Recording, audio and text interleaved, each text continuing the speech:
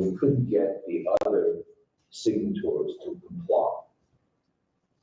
Response to that? Yeah. Well, so I've included the section on revisitation of the sanctions included in order to redirect the focus from like broad general sanctions that a lot of countries might be opposed to because of their own interests, towards more specific sanctions targeting the government and the government leaders themselves and the policies. And so the countries who would be previously engaged in trade with Iran and maybe opposed to a sanction occurring due to snapback would probably maybe less likely to be opposed to those sanctions if those sanctions aren't directly affecting them, but rather directed towards specific individuals, specific agencies in the Iranian government, rather than as much of the general populace that previous sanctions did in the past. So just to go, if we look at the history of non-proliferation as an international effort, we see that sanctions do a really good job at economically damaging populations and industry. They don't seem to affect industry scale investments on the part of the state so much, and that's it's a challenge. Effectively. Well, it varies. For example, one effort in the history of U.S. economic activity in North Korea was to really close off the private bank accounts of the North Korean leadership, which they had in various offshore financial institutions where they have lots of money stashed. And that's where they borrow their contracts. And so the dollars which we saw in international markets, North Korean currencies that value outside North Korea.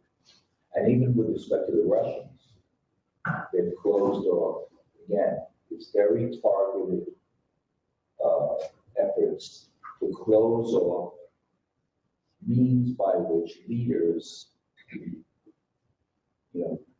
enhance their personal wealth in the course of being a leader, which is extremely meaningful to them, more so than non-proliferation and policy implications.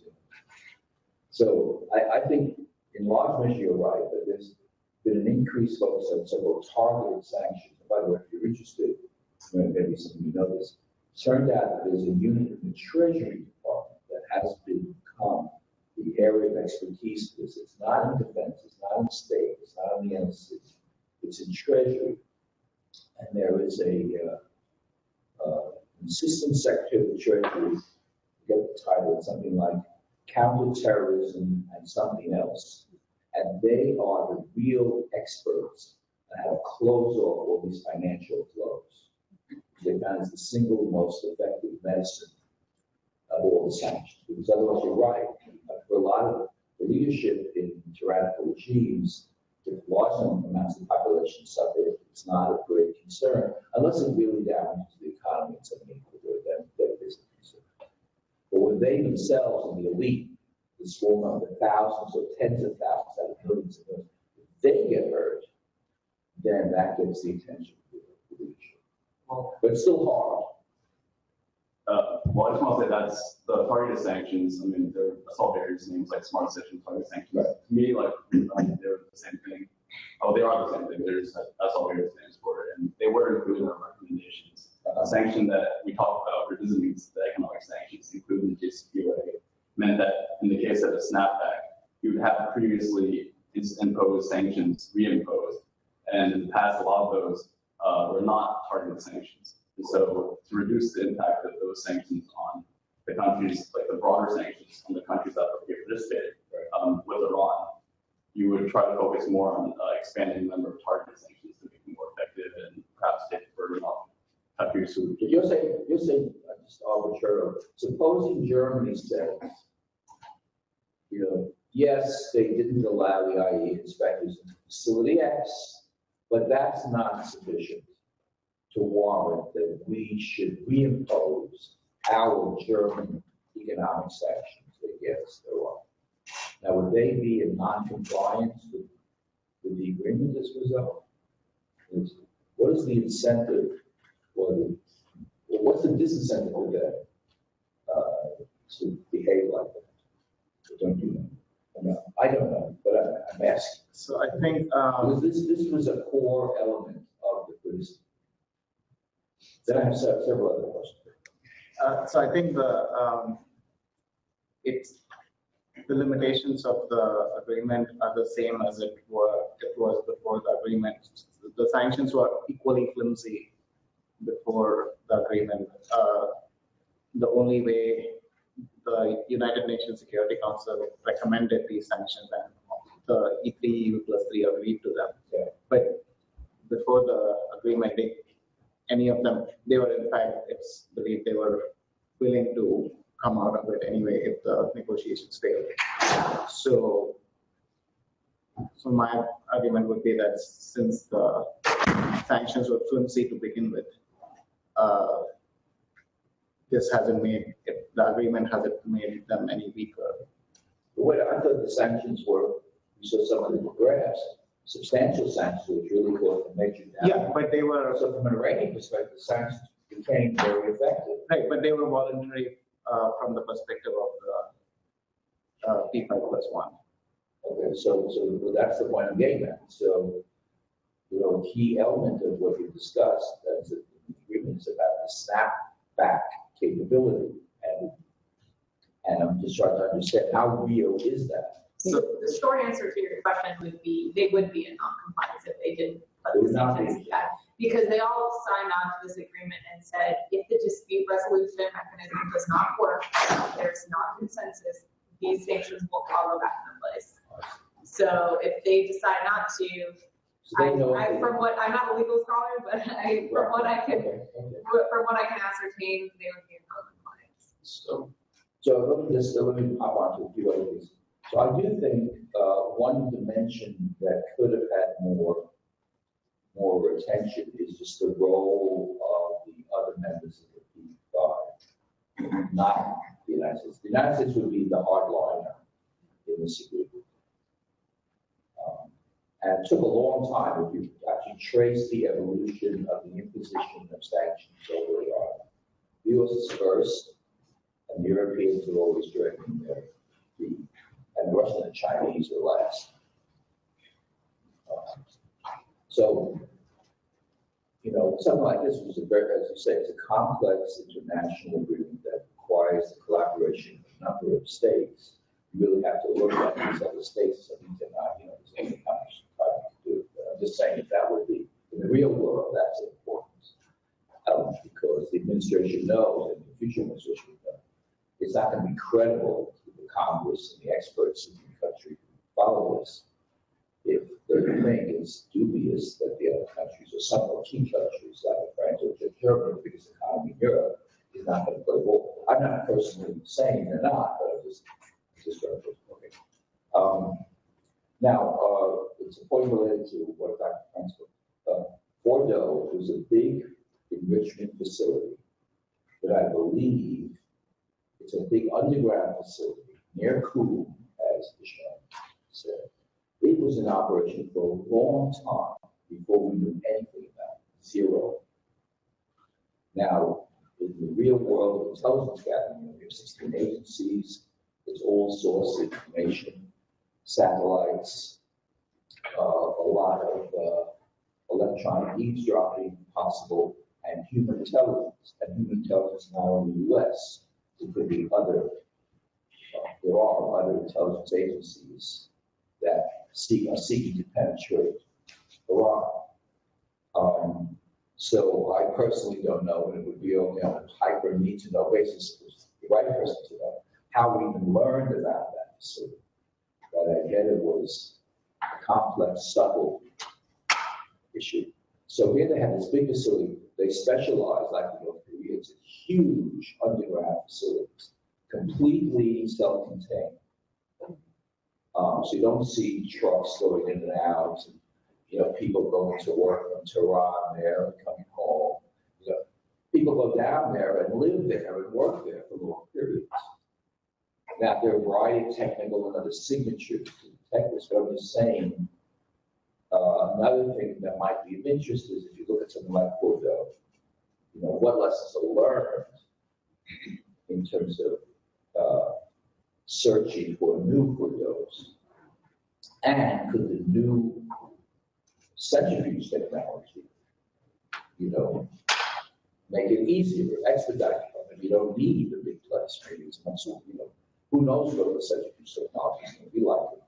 Or maybe it's not centrifuge, it's something else.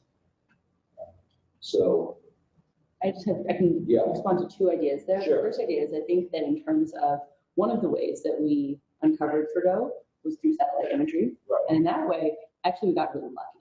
Because if you look at the improvements in satellite imaging technology Right. in the last 10 years, it has improved exponentially. We can basically see a building on the moon right now. In a way that 5 years ago, we would never have been able to Not solve on it. the ground. No, but you can see the entrances, right? You can see these entrances, you can see these exits. That's that canonical photo from 2013 that the New York Times published. Yeah. And those kind of, This is it. yeah, Just a total interjection. It's an adaptive process. In other words, they're trying to, I'm trying to hide, you're trying to find what I'm hiding. I know what you've got to find out what I'm hiding. I change what I'm hiding so you can't find that out. Then you find the technology to find what I'm hiding. It's measure, count. That's the real world. yeah. And I think Without that, end. yeah. It's an infinite process. And I think the lesson there is really in the luck that we ran into in terms of the corresponding, correlating technologies that were developed in the private sector. Right. And I think that's a lot of where the monitoring, verifications, ideas for new detection, and just private research is really going to make a big difference. And then the second point that you made is in terms of higher efficiency centrifuges or new technologies. Right. And one of the major limitations right now in centrifuge design, and one of the reasons that current centrifuges don't operate at their theoretical maximum efficiency, they're down by at least 75%, is that actually so one of the biggest factors in the centrifuge efficiency is rotational speed and the length of the centrifuge. And both of those things, specifically the length, correspond to actually the materials strength to weight ratios, and actually the development of new materials that have high enough strength to weight ratios is one of the big key limiting factors in achieving faster rotations. And so Iran recently declared that they have this IR-8 centrifuge, which is supposed to be 16 times more efficient than the IR-1s that they have right now. But that's a theoretical estimate, and there's no research yet that shows that they would be able to actually spin it at the levels that they would theoretically be able to obtain. Right. And so actually keeping an eye on the kind of materials development is a good one. I would say further, there is a human intelligence element here. And it doesn't even have to be super, James Bond.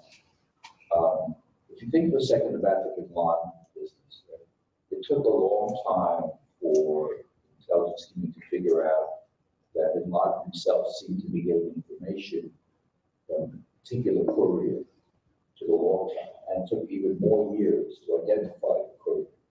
They couldn't find him. So they were looking for what's the means by which he could get information.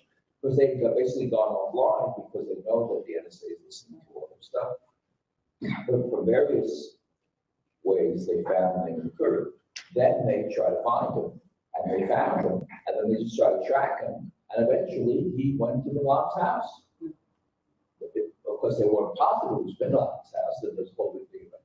So the same thing here, they have, organizational charts, as best as they know, of how this whole operation works, who the key people are, the scientists, the engineers, the project managers. Maybe some of them they see around Tehran. Maybe they're not involved. Maybe there's one person that they haven't seen in a long time. Where is he or she? Yeah. So it's a lot of detective work that can lead them possibly to these facilities. But it is really a needle in a haystack issue. Iran's a huge country. It's got a lot of mountains. They're very adept at building these facilities completely underground. It's not easy. So It kind of incentivizes the academic collaborations because like the 10-year time point, right, is a generation of 2 generations of academics, right? And so that really kind of, you would imagine that would be the new crop of leaders going through there. Right. Now, another issue, this gets more to what we were talking about a little bit earlier, is that, at least based upon the published information information that I've seen, the core national security decisions are made by the Ayatollah and key group of mullahs. They're not made by the president or any of the members of the government. I mean, they may develop a lot of options, but it's the Ayatollah himself, with advice from some of these other people, who make the core decisions. So, and there's clearly there's tension there. Unlike Ahmadinejad, who's clearly maybe encouraged to take a super hardline or inflammatory position by the Ayatollah. This man who's elected is very much the other way. I mean, I think his argument is really simple. You know, Iran can flourish as great power if we just cut out this inflammatory stuff and cut a deal with the Americans. You know, I'm just a big supporter of Iran as you, Mr. Ayatollah. But I have a better way to, you know, we tried this tough confrontational approach, and we're maybe on the brink of being attacked militarily by the U.S. or Israel or who else. So this way, we buy some time, build up our economy, and then we get a nuclear weapons. And, you know, this NHL may have said, okay, we'll give it a try, maybe. And the Revolutionary Guard is essentially important in these military decisions, or absolutely at the epicenter, and they advise the Ayatollah. They don't advise Rouhani. If I could just real quick, I think that the concerns you bring up are sort of what we as a class saw the point of the project really was to recognize the distinction between what the deal attempts to address and what the deal attempts to begin to address. Right. And so what can we do now moving forward in order to increase the probability of detection? Because we know it's not an absolute certainty kind of question. Right. And so in regards to academic collaboration, we discussed, I don't remember if it's in the report or not, but we discussed inviting or perhaps targeting specific people for these collaborations, whether they are The one block of the MIT trained nuclear engineers that were working on a nuclear weapons program. So whether they're sons and daughters of key members of the Iranian government or establishment in some way. But the other aspect is that the sort of infiltration into different realms of Iranian operation. For example, what if, you know, if they don't have to be explicitly connected to nuclear research, they can be material scientists, but the source of their funding and the source of, you know, the impetus for their projects and materials research may lend some kind of insight into where that's going for a certain future or something. So these are the kinds of things we thought would be, you know, important for, regardless of what deals are happening in the future, is to have these sort of things in place for the, starting now and growing further. One other point, which is really sort of outside your charter, and that is the U.S. plays complicated games at every part of the world. And in the Middle East, they play this complicated game supporting Israel and Saudi Arabia, who are adversaries of each other. It's fairly standard for us. And clearly, U.S. relations with Saudi Arabia and U.S. relations with Israel suffered as a result of this agreement with Iran. They said, what are you doing here? You know, you're siding with the guys who want to kill all of us. And that's probably at this stage, that's a legacy that Obama will leave before his successor. And it's going to take a while, maybe quite a while. And Saudi Arabia, in particular, is a very important country with options, with nuclear options, and also other options. They want to talk to the Chinese at the highest levels. They met with Putin. They talked to the Chinese, to the Russians, and to the Chinese. And the last thing we want is to see them move out of the orbit. I mean, they're doing all kinds of other things. They have a Islamist regime and a philosophy that may be partly stimulating the whole ISIS phenomenon. That's all a bad one. But they also do a lot of other things that is very supportive of American and Western interests. So one other angle of this is, you know, should we spend any time looking outside the Iranian prison at the impact of this on these other countries whose relationships we value greatly also? I mean, that's not really what the U.S. to do. So, Can I just add another comment? Yeah. Going on a couple points ago, the general opening up. I think just having more people in Iran from the part of the world, contractors going in, doing things completely unrelated to the nuclear technology, but being in the same vicinity where scientists going into previously closed off nuclear facilities, just having more people with eyes and ears on the ground. Not these clandestine James Bond kind of things, but people posted to Facebook, to Twitter, that kind of stuff. I think that's really, really helpful. And the NSA is definitely looking at those kinds of things. Societal risks. In the broadest realm of foreign policy, there are kind of two somewhat distinct schools of thought, and Obama has really clarified the sharp distinction between the two. And Obama represents the kind of détente approach with the adversary.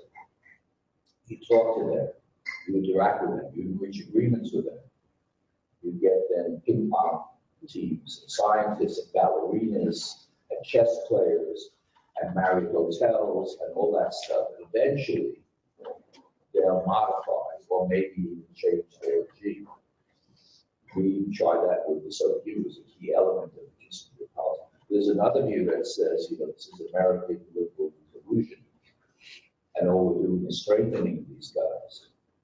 Same whole issue applies when schools get to Cuba. It's the exact same one.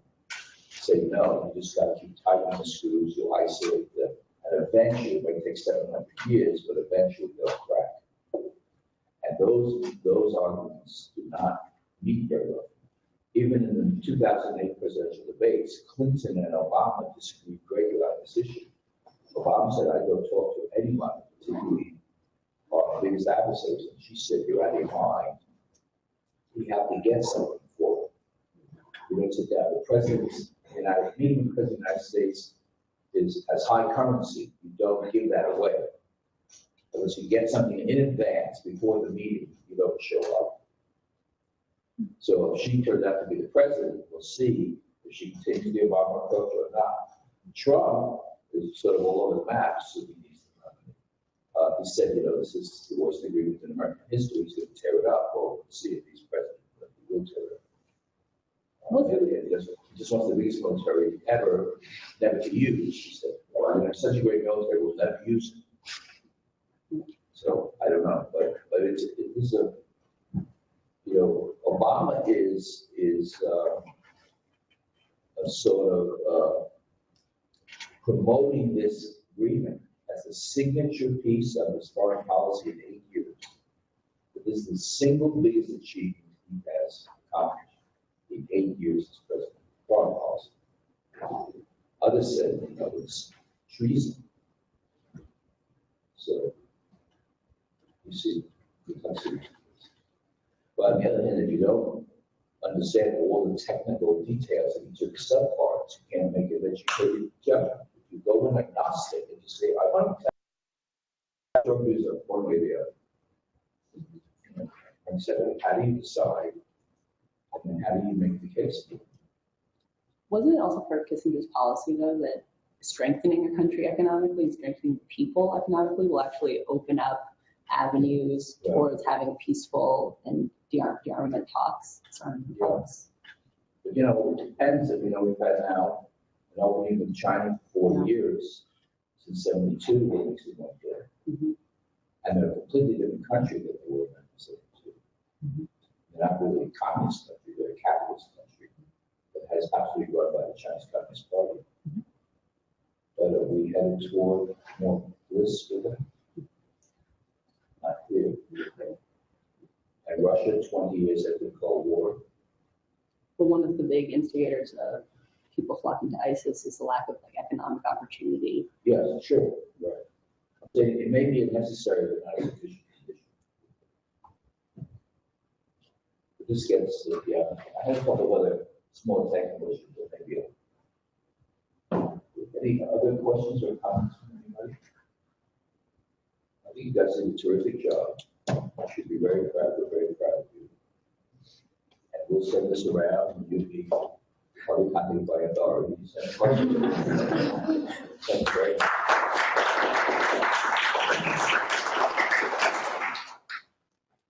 We're doing summer.